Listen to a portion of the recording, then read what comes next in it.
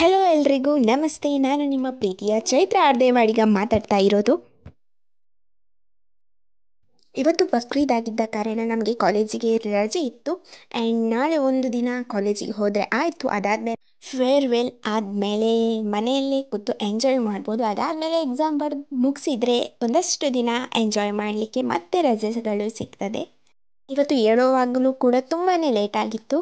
ಯಾಕಿವತ್ತು vlog ಮಾಡಬಾರ್ದು ಅಂತ ಹೇಳಿ ಅಂದ್ಕೊಂಡು ನಾನು ವ್ಲಾಗ್ ಮಾಡೋಕ್ಕೆ ಸ್ಟಾರ್ಟ್ ಮಾಡಿದೆ. ಕ್ಲೀನಿಂಗ್ ಕೆಲಸವನ್ನೆಲ್ಲ ಫಸ್ಟ್ ಮುಗಿಸೋಣ ಅಂತ ಹೇಳಿ ಕ್ಲೀನಿಂಗ್ ಕೆಲಸವನ್ನೆಲ್ಲ ಮುಗಿಸ್ತಾ ಇದ್ದೇನೆ.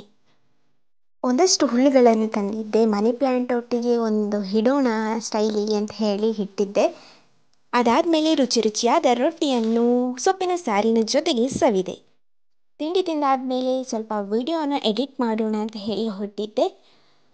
ಎಡಿಟ್ ಮಾಡಲಿಕ್ಕೆ ತುಂಬ ಅಂದರೆ ತುಂಬಾ ಟೈಮ್ ತಗೊಳ್ತದೆ ಅಂತಲೇ ಹೇಳ್ಬೋದು. ಹಾಗಾಗಿ ಆಗಾಗಲೇ ಆ ಕೆಲಸವನ್ನು ಮುಗಿಸಿದರೆ ನನಗೂ ಈಸಿ ಆಗ್ತದೆ.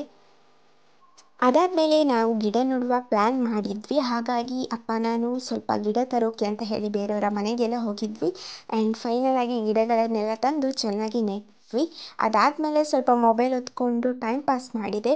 ನಾನು ಮೀಶೋದಿಂದ ಒಂದಷ್ಟು ಪ್ರಾಡಕ್ಟ್ಸ್ಗಳನ್ನು ಬೈ ಮಾಡಿದ್ದೆ ಅಲ್ಲ, ಸೊ ಅದರಲ್ಲಿ 2 ಪ್ರಾಡಕ್ಟ್ ಬಂದಿತ್ತು. ಅಮ್ಮ ತಂದು ಕೊಟ್ಟರು ನನಗೆ.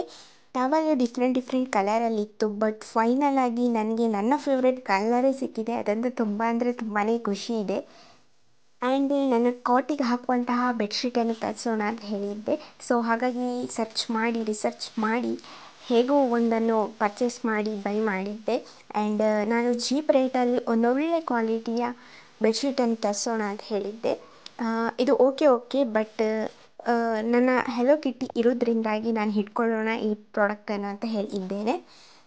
ಮೊದಲು ನಾನು ಅಮೆಝಾನಲ್ಲಿ ಯಾವ ರೀತಿಯಾಗಿ ಪರ್ಚೇಸ್ ಮಾಡ್ತಿದ್ನೋ ಅದೇ ರೀತಿಯಾಗಿ ಇಲ್ಲೂ ಕೂಡ ಪರ್ಚೇಸ್ ಮಾಡಲಿಕ್ಕೆ ಪ್ರಯತ್ನ ಪಡ್ತಾ ಇದ್ದೇನೆ.